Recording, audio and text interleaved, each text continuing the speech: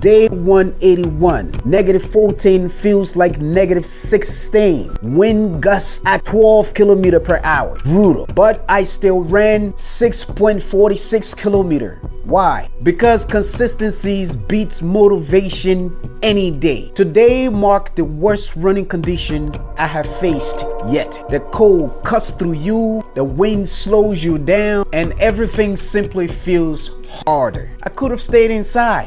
Told myself, not today, because running isn't just about the good day. It's about showing up no matter what. Motivation would have told me to stay inside and stay warm, be cozy, wrap myself in the blanket. But consistency got me out the door and pushed me through 6.46 kilometers at 5.23 minutes per kilometer. Not my best pace, but it's not about being perfect. It's about showing up.